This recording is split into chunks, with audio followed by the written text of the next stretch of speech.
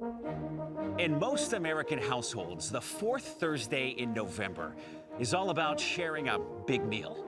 For many, it's also the start of the Christmas season, the four-day weekend for family, friends, food, and football.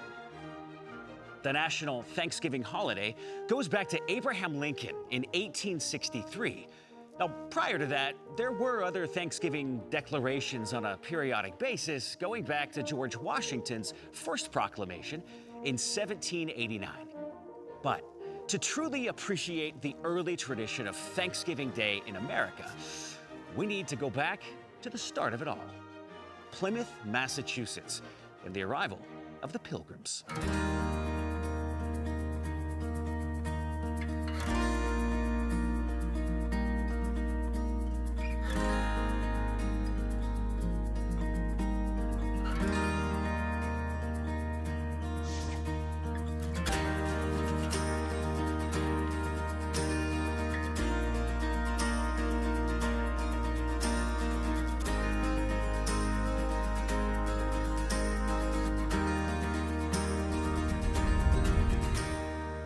This is Plymouth Rock at Pilgrim Memorial State Park in Plymouth, Massachusetts. This park was created in 1920 to celebrate the 300th anniversary of the Pilgrims landing here. Traditionally, this unassuming rock marks the spot where the Christian story of North America first began. While the first known reference to this rock dates to 1715, it's had quite a history of being the Plymouth Rock. In 1774, the rock was actually broken in half during an attempt to move it to the Plymouth Town Square. The top portion was then moved to the Pilgrim Hall Museum in 1834, and then returned here to its original site in 1880. Plymouth Rock was originally about 20,000 pounds, but now you see a version that's been broken, sawed, and chipped over the years by historians and treasure hunters alike. The Pilgrims intended to land in Virginia, but the Mayflower was blown off course here to Massachusetts. With the weather too dangerous to keep sailing, the captain insisted they make landfall. One of their leaders, William Bradford, wrote this: "Being thus arrived in a good harbor and brought safe to land, they fell upon their knees and blessed the God of heaven, who had brought them over the vast and furious ocean and delivered them from all the perils and miseries thereof. Last and not least, they cherished a great hope and inward zeal of laying good foundations for the propagation and advance of the gospel of the kingdom of Christ in the remote parts of the world."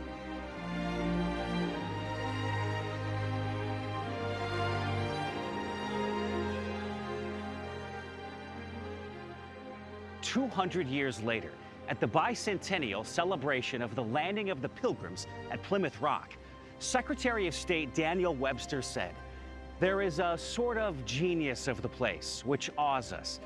We feel that we are on the spot where the first scene of our history was laid, where the hearths and altars of New England were first placed, where Christianity and civilization made their first lodgment in a vast extent of country. Let us not forget the religious character of our origin. Our fathers were brought hither by their high veneration for the Christian religion. They journeyed by its light and labored in its hope. They sought to incorporate its principles within the elements of their society and to diffuse its influence through all their institutions, civil, political, or literary." The Pilgrim Memorial State Park is the perfect spot for one of those coin-operated binocular machines. Just drop in a coin and clean off the germs. Okay, I'm a little more thorough than most, and take in the local natural beauty. Viewing time has been exceeded. Pro tip, kids. Clean off the machine, then add the coins.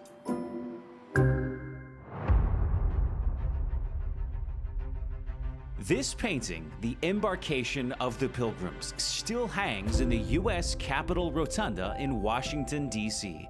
It proudly and prominently depicts the first pilgrims kneeling in prayer to God. This is Plymouth Plantation. It's a living museum created in 1947, which attempts to reproduce the original settlement established by the Pilgrims here in the 1620s. With no king-appointed person on board the Mayflower with authority to take charge of Plymouth Colony, the Pilgrims gave themselves authority and created their own government. They wrote the Mayflower Compact. We whose names are underwritten, having undertaken for the glory of God and advancement of the Christian faith and the honor of our king and country, a voyage to plant the first colony in the northern parts of Virginia, do by these presents solemnly and mutually in the presence of God and one another, covenant and combine ourselves together into a civil body politic. Contrary to what our history books might tell us today, Puritan Christians came to the New World with a distinctly Christian vision for the glory of God and the advancement of the Christian faith.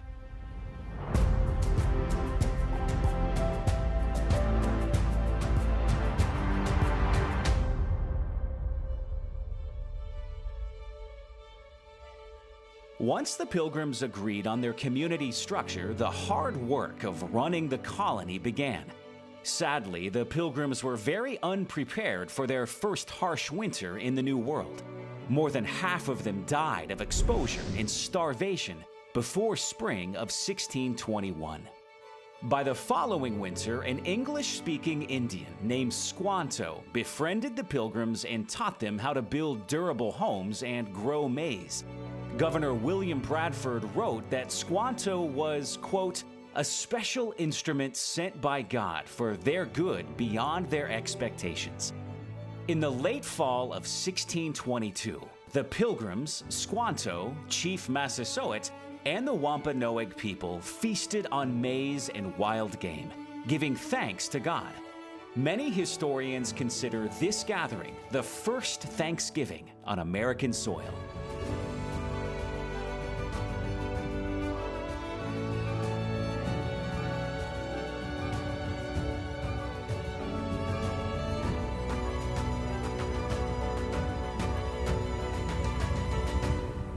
In addition to Plymouth Rock, Pilgrim Memorial State Park is home to another powerful memorial, the National Monument to the Forefathers. Formerly known as the Pilgrim Monument, this statue honors the Mayflower Pilgrims. Dedicated in 1889, this is said to be the world's largest solid granite monument.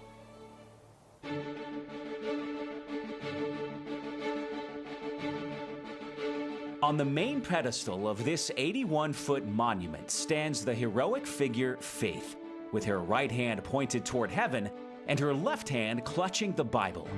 4 figures are seated around her, which represent the principles on which the Pilgrims founded their commonwealth: morality, law, education, and liberty. Each was carved from a solid block of granite. The right and left panels contain the names of those who traveled on the Mayflower. Now, the rear panel back here contains a quote from Governor William Bradford. Thus, out of small beginnings, greater things have been produced by his hand that made all things of nothing and gives being to all things that are. And as one small candle may light 1,000, so the light here kindled hath shone unto many, yea, in some sort to our whole nation. Let the glorious name of Jehovah have all the praise.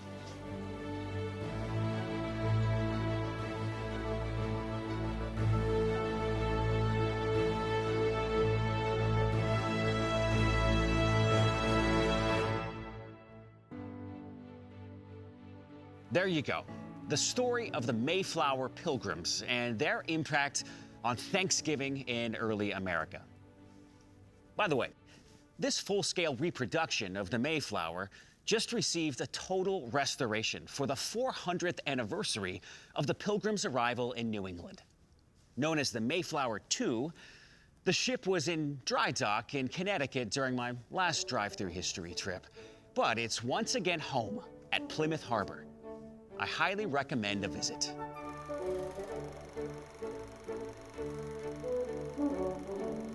So, while the Pilgrims get credit for establishing the tradition of Thanksgiving in America, it wasn't until after the American Revolution that the first national holiday was declared.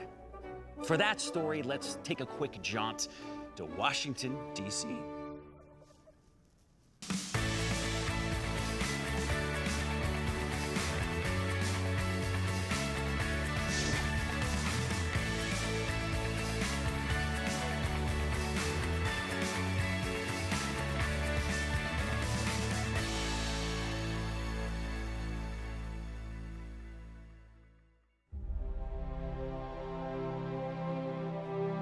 While 1622 is believed to be the year of the first Thanksgiving with the Pilgrims at Plymouth, it wasn't until many years later that the holiday was made official. In 1789, Congress asked President George Washington to proclaim a special day of prayer and thanksgiving for our young nation. Here's the beginning of his formal response to that request. Whereas it is the duty of all nations to acknowledge the providence of Almighty God, to obey His will, to be grateful for His benefits, and humbly to implore His protection and favor. And whereas both houses of Congress have by their joint committee requested me to recommend to the people of the United States a day of public thanksgiving and prayer to be observed by acknowledging with grateful hearts the many signal favors of Almighty God, especially by affording them an opportunity peaceably to establish a form of government for their safety and happiness. Now, therefore, I do recommend and assign Thursday, the 26th day of November next, to be devoted by the people of these states to the service of that great and glorious being, who is the beneficent author of all the good that was, that is, or that will be, that we may then all unite in rendering unto Him our sincere and humble thanks for His kind care and protection of the people of this country, previous to their becoming a nation. On behalf of our young nation, George Washington dedicated Thanksgiving to God. His proclamation was distributed to newspapers, governors, and local leaders throughout the United States so that Thanksgiving could be celebrated by everyone. Washington himself marked the day by going to church and donating special meals to prisoners.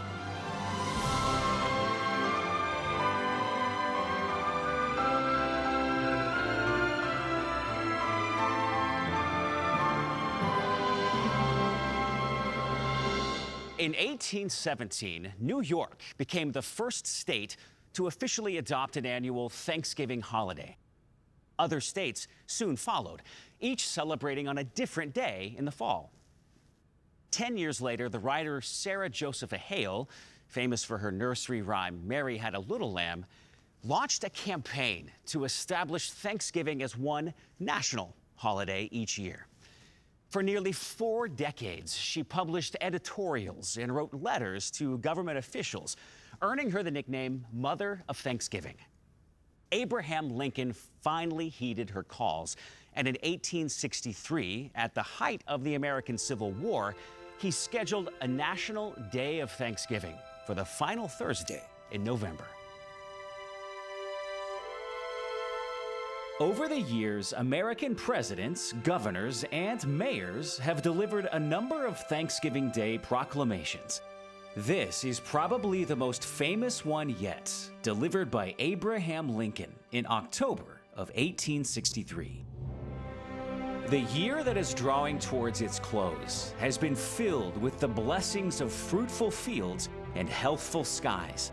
To these bounties, which are so constantly enjoyed that we are prone to forget the source from which they come, others have been added, which are of so extraordinary a nature that they cannot fail to penetrate and soften even the heart which is habitually insensible to the ever-watchful providence of Almighty God. No human counsel hath devised, nor hath any mortal hand worked out these great things. They are the gracious gifts of the Most High God, who, while dealing with us in anger for our sins, hath nevertheless remembered mercy. It has seemed to me fit and proper that they should be solemnly, reverently, and gratefully acknowledged, as with one heart and voice, by the whole American people. I do therefore invite my fellow citizens in every part of the United States, and also those who are at sea and those who are sojourning in foreign lands, to set apart and observe the last Thursday of November next as a day of thanksgiving and praise to our beneficent Father who dwelleth in the heavens.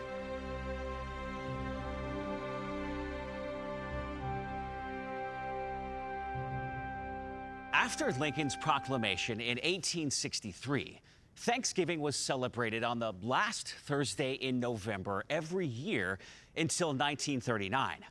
It was then that President Franklin D. Roosevelt moved the holiday up a week in an attempt to increase holiday shopping during the Great Depression. Roosevelt's plan, known sarcastically as Franksgiving, wasn't well received. And 2 years later, in 1941, he returned Thanksgiving to the fourth Thursday in November. And that's where it's been ever since. If we're going to talk about the history of Thanksgiving, we have to talk about the history of my favorite part, the traditional Thanksgiving feast. First up, turkey. Thanksgiving and turkey go hand in hand. The big, meaty game bird has probably been part of the Thanksgiving spread since the very beginning. In fact, William Bradford, the governor of Plymouth Plantation, journaled about what the Pilgrims ate that first fall feast. He mentioned venison, waterfowl, cod, shellfish, and eels. Ugh, I hate those slimy things. Along with vegetables, nuts, fruit, and corn. As a highlight, he wrote, and besides waterfowl, there was a great store of wild turkeys, of which we took many. Today, according to the National Turkey Federation, yes, that's a thing, nearly 90% of Americans eat the big bird on Thanksgiving. While I love turkey, I broke with tradition a few years ago and went with the turducken. That's right, a chicken stuffed into a duck, stuffed into a turkey. Gotta say, it was pretty darn good. I soon discovered the concept has a long history outside of North America, especially in the UK, where it's known as a three-bird roast or a royal roast. In England, they often replace the turkey with a goose, the gooducken. The gaps within the birds are often filled with seasoned breadcrumbs, sausage meat, or some other kind of stuffing. The result is a firm, layered poultry concoction ready for roasting, braising, or even the Texas barbecue. Next up, stuffing. Americans have been stuffing turkeys with family recipes for generations. I'm partial to my friend's Simon and Garfunkel recipe, which includes parsley, sage, rosemary, and thyme. Get it? Parsley, sage, rosemary, and thyme. And never mind. When it comes to stuffing, what many don't know is that the most popular ingredient for centuries was oysters. Yes, what is now an expensive delicacy was once a plentiful and inexpensive source of protein. In early American homes, oysters were used to stuff turkeys and other game birds to stretch the meal, thus the term stuffing. Oysters were also used in breads, sauces, pies, soups, and stews. Who knew? Cranberry sauce, the turkey's other most popular dinner companion, is next. In medieval England, cranberries were known as mossberries due to the fruit's boggy habitat. In early America, the name cranberry came from German settlers in the 17th century who called the food craneberry. According to tradition, craneberry refers to the long stamen of the fruit's flower, which looks like a crane's neck. Crane, you get it. Cranberries were mentioned in a colonial writing dating to 1672, saying, "Indians and English use it much, boiling them with sugar for a sauce to eat with their meat.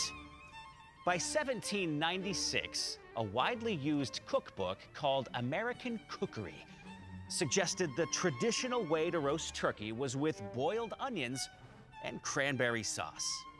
So there you go. The reason we put little fruits with our meat on Thanksgiving.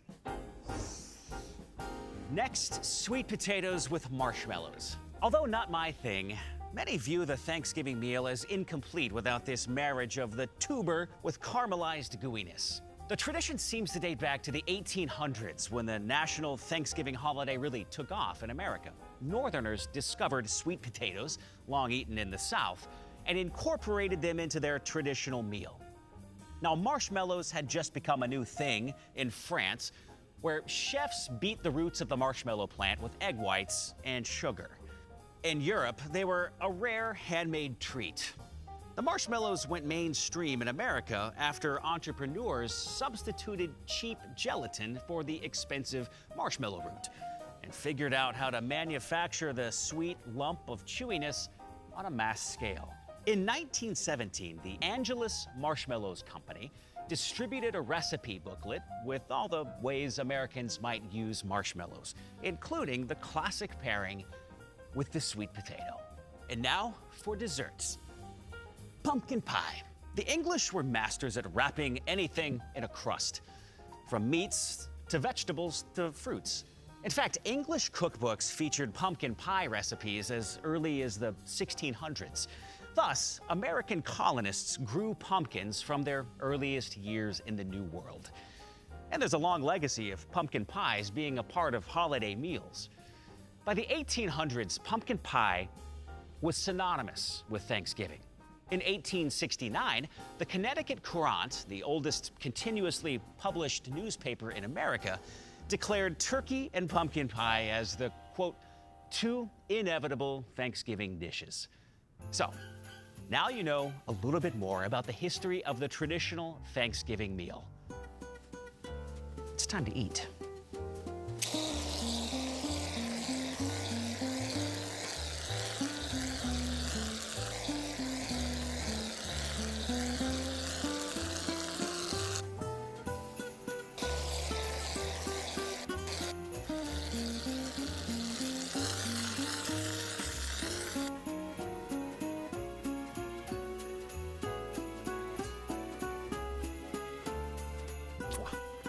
For a look at some other unique Thanksgiving traditions, let's travel to New York City.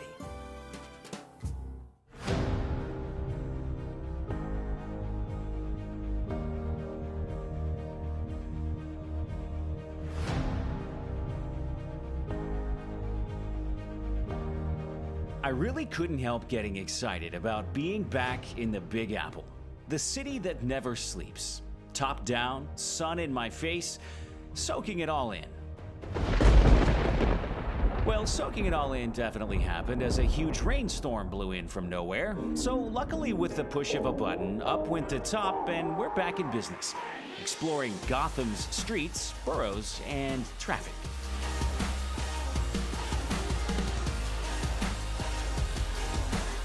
This is New York City, the bustling heart of American finance and entertainment. Situated in one of the world's largest natural harbors, the city is comprised of 5 boroughs: Manhattan, Brooklyn, Queens, Staten Island, and the Bronx. New York City is known for sites such as Wall Street, the Empire State Building, Central Park, Times Square, and Grand Central Station.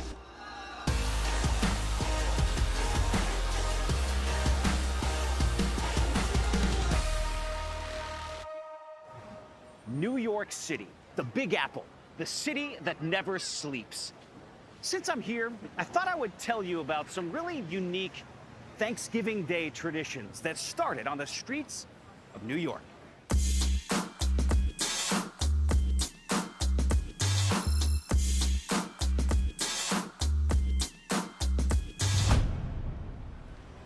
November 25th, 1783 was celebrated as the day that British forces finally left New York City after the Revolutionary War. Known as Evacuation Day, there was a long tradition of celebrating its anniversary each year around Thanksgiving, with costumes, parties, and parades in the streets. In fact, Evacuation Day was a major holiday in New York until 1888, so it was a popular Thanksgiving tradition for decades. Nobody really knows the connection to Evacuation Day, but at some point, men known as the Fantasticals also started dressing up in crazy costumes and parading through New York City around Thanksgiving. A few historians say the Fantasticals were somehow related to Guy Fawkes Day, celebrated in England on November 5th, but nobody really knows for sure. Just another eccentric Thanksgiving tradition that stuck around for years.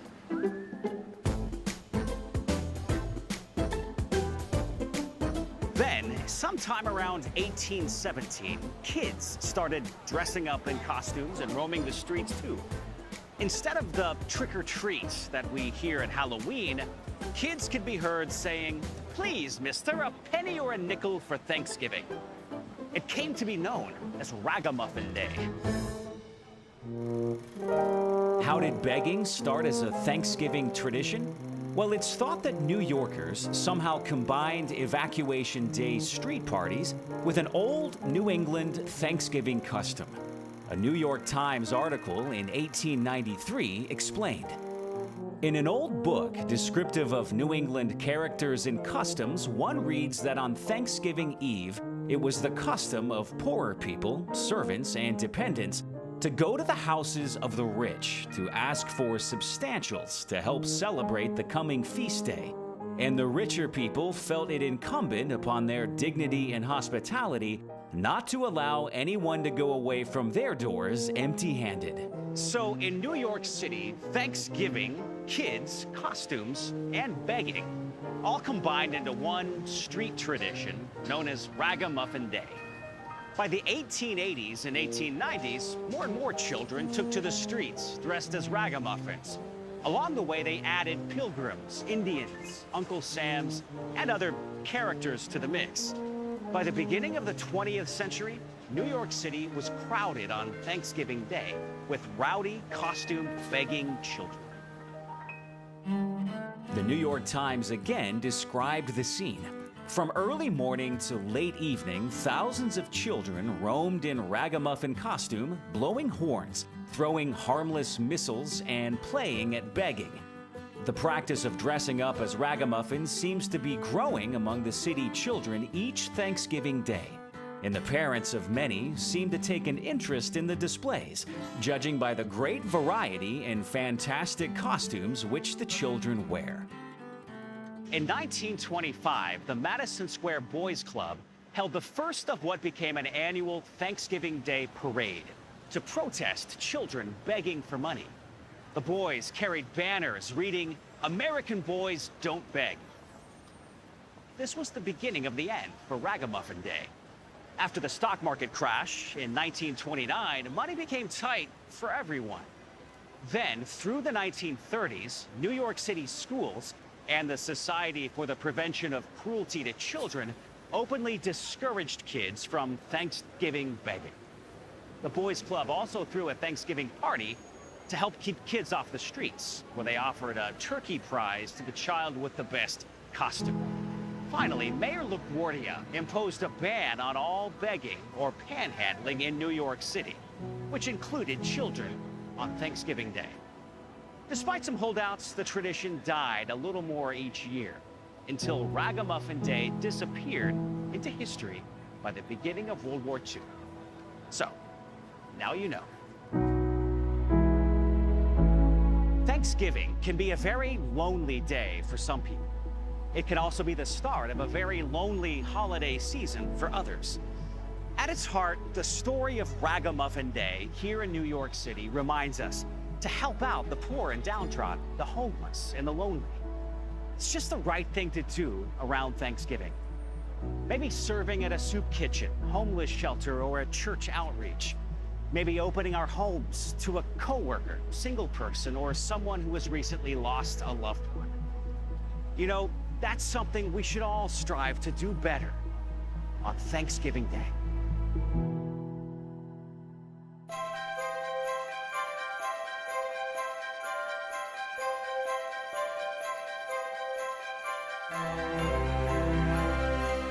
The Macy's Thanksgiving Day Parade is another popular New York tradition, known for its lineup of oversized balloons that float over the route from Central Park West to the Macy's department store here at Herald Square. The event marks the beginning of the Christmas season for many Americans. Since the first parade in 1924, the event has only been suspended from 1942 to 1944, while World War II was being fought overseas. In 1924, Macy's store employees marched to the famous Macy's Herald Square, the flagship department store on 34th Street. There were floats, bands, and live animals borrowed from the Central Park Zoo. At the end, Santa Claus was welcomed into the Macy's store to launch the Christmas season for all the kids. Thousands of people showed up for the first parade, so Macy's declared it an annual event. In 1928, the zoo animals were replaced by huge balloon characters, which became well-known symbols for the parade. Today, the 3-hour Macy's Thanksgiving Parade is still considered the world's largest parade. It always starts at 9 a.m. Eastern Time on Thanksgiving Day and has been televised on NBC since 1953. For over 60 years, the Rockettes of Radio City Music Hall have been the act that launches the festivities. And since the beginning, the parade has always ended with the arrival of Santa Claus to ring in the Christmas season.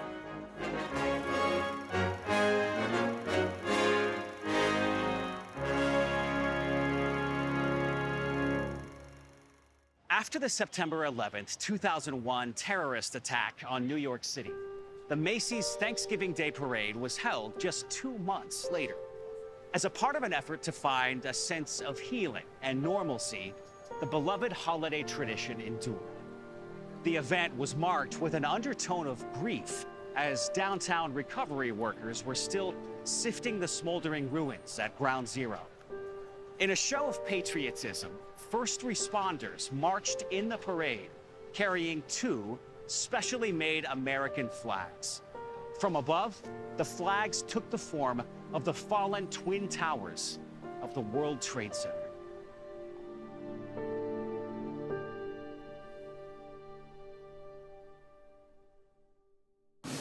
One Thanksgiving tradition in recent decades is the presidential turkey pardon.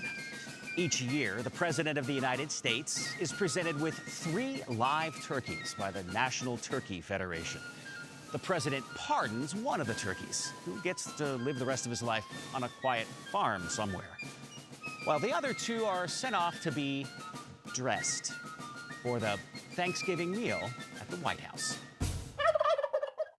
The first record of a presidential turkey reprieve goes back to Abraham Lincoln in 1863.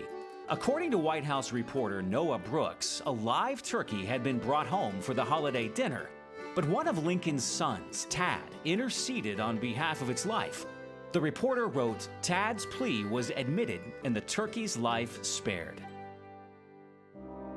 Probably the most memorable turkey pardon occurred on November 19, 1963, when a huge 55-pound white turkey was delivered to President John F. Kennedy by the National Turkey Federation. It had a sign around its neck reading, "Good eating, Mr. President." Upon receiving the turkey, JFK said, "We'll let this one grow," and he asked to have it returned to its California farm. Tragically, the president didn't make it to Thanksgiving that year. Just 3 days after his turkey pardon, President Kennedy was shot and killed in Dallas, Texas.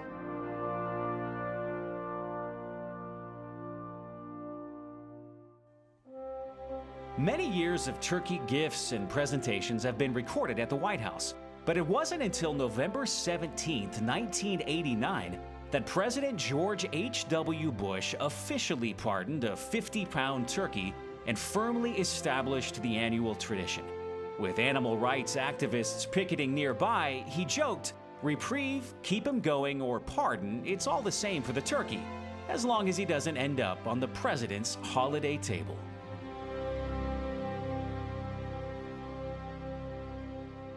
One president who seemed to have a special relationship to Thanksgiving was President Ronald Reagan. Every year during his presidency, he used the occasion of Thanksgiving to draw the nation back to its founding principles of faith and humble gratitude to God. More than 3.5 centuries ago, a small band of pilgrims gathered around a harvest time table in New England to thank God for the bounty He'd bestowed upon them and for carrying them safely through their first year in the New World. Now, so many years later, we Americans still take time in this season to thank someone larger than ourselves for all the blessings He's given us. We thank Him for the richness of our land. We thank Him for our freedoms. We thank Him for the goodness and decency of our nation. We thank Him for the opportunities we have as Americans. And like those early pilgrims, we thank Him for carrying our people safely through another year. Happy Thanksgiving, and God bless you. In the Stotts household, one of our family traditions is to wake up really early on Thanksgiving Day and run the turkey trot. While the turkey trot supports a good cause, if I'm honest, I think it might just be my way to rationalize eating more turkey later in the day, and night, and next day. You get the picture. Next up, you want to be the coolest kid on the block this Thanksgiving? Well, then you should learn how to make a hand turkey. First, just get some colored paper and some colored pencils and crayons. Step 1, trace your hand. The wedding ring bulge there. Okay, index finger, thumb, the turkey neck, and Step 2, finish the body.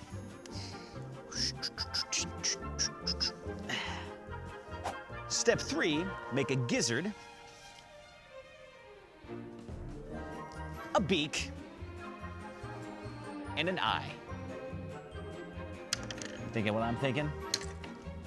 Googly eyes. It's just...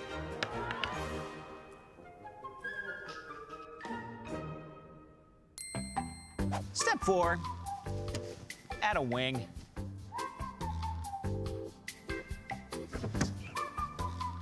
Also some feet. What can I say? It's a gift. Step 5, give your turkey some color.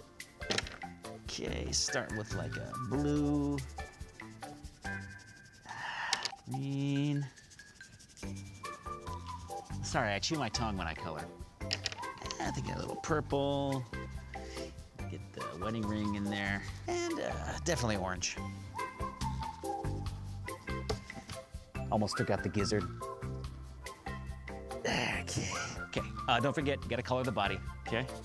More of a traditionalist. I just like a nice brown, and I don't even have to look. I'm that good. Don't even have to look. And for me, step 6, I'm gonna give my turkey a pilgrim hat. I know it's a little cliche. You guys can do your own little personalized bling on your turkey to go bigger. Everything's bigger in Texas. A little bit of yellow for the buckle. There you go. The coolest turkey in the neighborhood. Almost forgot to give it a name.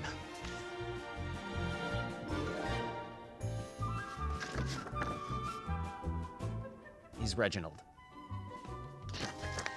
Last, sign it. So this is autographed hand turkey. If anybody on the crew wants this, I'm gonna leave it right here. Anybody want this? Just, hello? You can have it. Totally free. I got a lot more of those. Yeah, anybody? I gotta go get a drink. Tom, you want it? Tom, you wanted this, right? I don't even care. No big deal. Take it. I'm good. I gotta go. Yeah, but Catch you later, man. no, you wanted this, right? Gotta go do something. It's cool. You can have it. Put it up in your house. It's not a big. Put it on your refrigerator. I don't care. It's Go get some water. no. You can have it. Seriously. Somebody else wants that. First. Tom! To join me to talk about Thanksgiving and family traditions, I'm joined by my old friend, Bob Smiley. What is going on, It is so good to have you on the Drive Thru History show. It is great to see you again. Thank you. Darren, I love you. It's Dave. It's Dave, yeah. The cue cards are not drawn very well. No, well, you're fired. But it's great to be on this show. I can't read what the name of the show is. But anyway, I'm super excited. Yes. This is awesome. Bob, we've known each other for a long time. We haven't stayed real close contact throughout the years. You will not return my phone calls? You and I were friends in college, Abilene Christian University, many, many years ago. What's their motto? You can't put a price on Christian education, but they bill you for it. That doesn't fit on a T-shirt very well. It does not. But yes, I'm more of a moo-moo. It takes a lot of writing, but yes. Thanks for being here today to talk about Thanksgiving. I've always been kind of curious watching you on stage. You know, I have sort of a career that's in front of people, but it's mostly in front of a camera, in front of these, knuckleheads. So when you're up there, what's it like for you when you're up on stage? It's phenomenal. And I mean, the things I get to do now, it's going to sound like I'm bragging, but the other night I did a junior high lock-in at 1 a.m. right after the shaving cream fight. So. Wow. Yeah, that's the coveted gig, right? Yeah. My career is going pretty good right now. So yeah, no, it's phenomenal because I mean, laughter is just powerful, and I get to provide that. And there's so much going on. So like, you have families coming. I was doing a show in California last weekend, and I looked out, and there was a grandmother had a little walker, and she was down front, and she had her grandson there, and he was goth, like had all the face piercings, the eyebrow, it looked like he fell face first into a tackle box. And I'm looking at, you couldn't have picked two different people like to come together, but she had brought her grandson because she knew it was going to be clean comedy, and they were both like leaning on each other and just laughing. So I even just kind of paused and just looked, and I was like, oh, thank you, God, for just letting me be a part of something that he orchestrated like comedy. So yeah, it's pretty good. And I got a free can of shaving cream from that last show I did. So congratulations. Perks. But he's very, very funny. Actually, that's a good example. Since I didn't look like him growing up, especially, I went to him my second junior year in high school, and don't judge me. You guys are supposed to be Christians, okay? Like, you're supposed to judge me silently in your mind. So I went to my dad, and I was like, I don't look like you at all. Was I adopted? And he goes, yes. But they brought you back.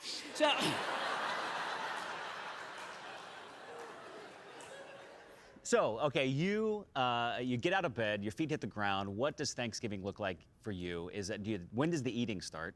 It usually starts because my mom and my wife, and her mom will like cook a big meal and everything, and then it usually starts with me walking in, and it's usually about 10:30, and I walk in and I do the same joke every year. I walk in and I go, I am stuffed. And they're just slaving away, and they all look at me like it. So it usually starts with something like that, something snarky. Come in with like a Taco Bell, cup. Yeah. It's like, man, I couldn't eat another thing. But yeah, we like to start with blood boiling and just get that, that tension in the air. And, holiday traditions. How the Pilgrims, I think, probably did it a little bit. Clearly. But no, we all kind of help out. I help out by staying out of the kitchen. They say that that's my talent. Yeah. It's funny that you mentioned that because I was thinking I had this great moment. It happened during Thanksgiving that really kind of inspired me from a Christian standpoint. But so some of my first bits was about my mom's cooking. So I'd say we had a saying at our house where there's smoke, there's dinner. My mom used to use the smoke alarm as a timer. The timer would go off, and you'd hear boop, boop, boop, and she'd come running in. Dinner's ready. Everybody stop, drop, and roll. Fix yourself a plate. One bit I did, I can't believe I got away with this, but I was like, you know how it says in the Bible that a dog will return to his own vomit? Yes. Ours wouldn't. That's how bad the cooking, like I would say stuff like that. And here's what's funny. I did those bits for about a year and a half when I was starting. My mom is a phenomenal cook. And so I finally went to her and I was like, hey, I'm doing jokes about you. I was telling a Thanksgiving story. Yeah. And I was like, and she goes, hey, whatever will pay your bills, because we're not going to anymore. So she was on board with it. But yeah, it's all about just the meal, and the Bible talks so much about, like having a meal together and stuff. And so I think it's just the perfect time just to sit and just love on each other and make sure that people know that they're loved. And yeah, it's a phenomenal thing. So we eat, we all go into the living room, We all try to get comfortable and stuff. When I was a kid, I used to like to look around in the living room to see what I might look like when I get older, because it was all our family, and Don't do that. I know. No, don't do I was that. like, oh, I hope I have a thick mustache like Aunt Debbie, and it was. She hates that joke, but she won't shave. So, but we. How do you still have a family after the career like this? Yeah. How have they not disowned you? They actually haven't told me where this year's Thanksgiving is going to be yet, but. Okay. Yeah, but it is. It's just all about, we're from Texas, so we watch football, and Yeah. I mean, it's just a phenomenal time of just hanging out, and it's just a great time to reconnect. That's what I think about it. Is like recharging, just relaxing, eating a good meal, and and just being thankful. Do you have food guilt ever, Bob? I mean, when you stuff your face, I mean, you glutton yourself on the turducken. You know what turducken is? Oh yeah, Yeah. A horrible It's kind of animal the accident. Russian dolls of that meat. Went really bad. Yeah.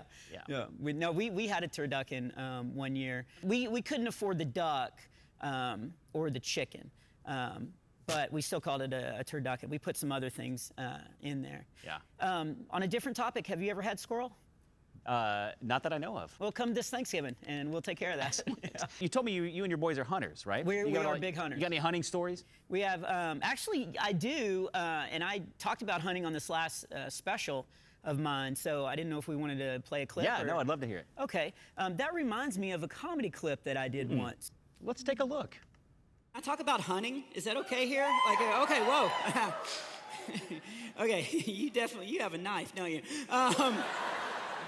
Because some people are against hunting. Well, if you really are for hunting, I'm not bragging, but I just wanted I got a 10-point buck this year, and yeah, and it did not mess up my truck like I thought it was going to.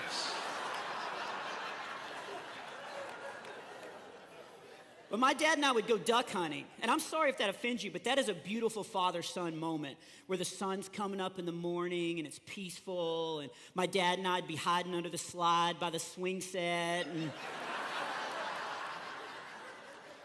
I'd be tearing off the bread, and they'd come waddling over. Good times. That's good stuff. Yeah. Available at bobsmiley.com. Can we put a logo? No, we can't actually. No? No, Okay. no. All right. Why am I here? But, and all joking aside, like, hunting is a hot topic and stuff, but it really was how we fed our family. Like, that's what fishing and hunting and all that kind of stuff. And it would seriously make for some beautiful Thanksgiving meals, because all our family would come over and they'd bring deer, and they'd bring, like whatever, like they had been hunting, turkey and all this kind of stuff.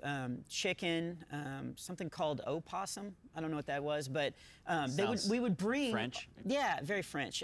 They would bring, all this food, and we would sit around this meal that we had all like participated in and put time in, and we got to enjoy a meal together, and we would tell hunting stories. I'm just curious, as a father of 5 guys who probably are very just outgoing and funny and assertive and go-getters, you spend your entire life trying to make people laugh. How do you, like, when it's time to get serious with them and, throw the book at them? Yeah. How do you make that pivot? And this is going to sound crazy, but I'll look at them and say, it's time to get serious. That's it. I know that's it's a not funny answer or anything, but because we're joking all the time. I mean, we're living in a house built by comedy, built by jokes, like paid for by jokes. And so we joke a lot, and it is allowed. Now that my wife has the nose clip, she can spend a lot more time in the house. The house has a particular smell with 5 boys, or as she says, 6. But so it's a very jokey house. But when it comes time to get serious, I will look at them and go, hey, look, it's time to get serious. We need to address this issue. Yeah. And they're really good about flipping the switch and being like, okay, we're a very fun, loving house and stuff, but when it's time to get serious, like, they listen. I mean, they've got their AirPods in, but I assume they have the music turned down. Yeah. But yeah, that's it. We just, whenever it's time to get serious, we get serious.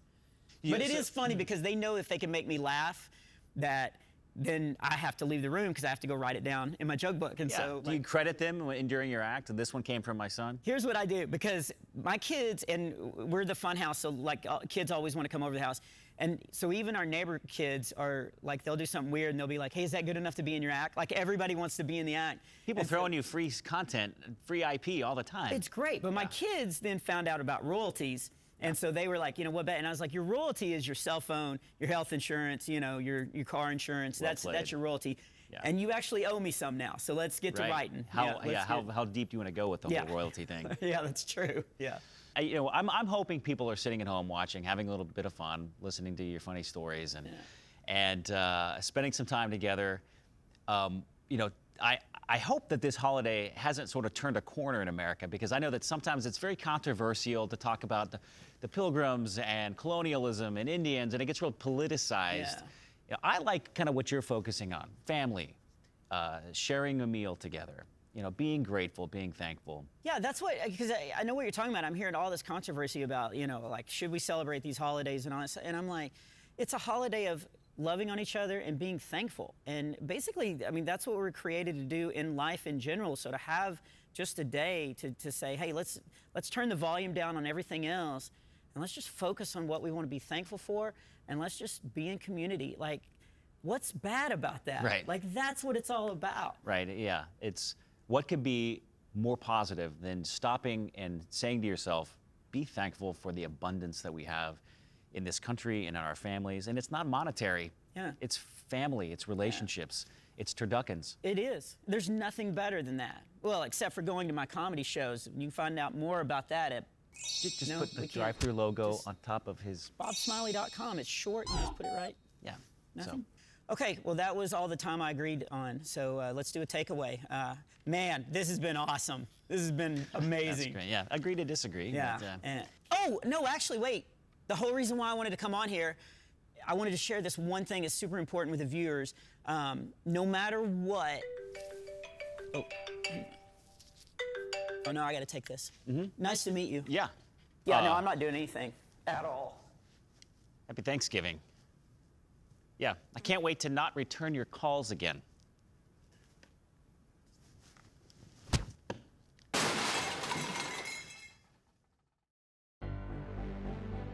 Cicero, the Greek lawyer and philosopher of ancient Rome, once said, gratitude is not only the greatest of virtues, but the parent of all the others.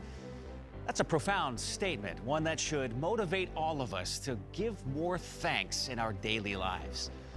Now, I've read about a number of renowned people who think a state of gratefulness, an attitude of gratitude, is the key to a successful life. A thankful heart expresses positiveness, humility, contentment, and happiness. It creates better relationships and better results. Gratitude is often the antidote for the crummy things in life, even the stuff that's gone awry in our country, communities, and culture. A popular business coach once said, if you want to be 100 times more successful in life, you need to be 100 times more grateful.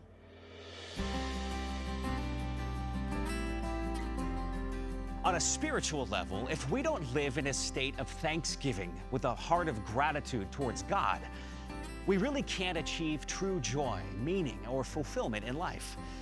As Christians, a grateful posture towards God allows us to fully and humbly live in a position of grace. Long before the first gathering of pilgrims at Plymouth Colony, or the first American holiday proclaimed by George Washington, God's presence in the world stood generation upon generation to thanksgiving. In fact, the Bible often speaks of giving thanks to God in all circumstances. Give thanks to the Lord and proclaim His greatness. Let the whole world know what He has done. Enter His gates with thanksgiving. Go into His courts with praise. Give thanks to Him and bless His name, for the Lord is good. Give thanks to the Lord, for He is good. His faithful love endures forever. And no matter what happens, always be thankful, for this is God's will for you who belong to Christ Jesus. A state of gratefulness, an attitude of gratitude, a heart overflowing with thanksgiving. Now that's something to strive for every day, but especially this day, Thanksgiving Day in America.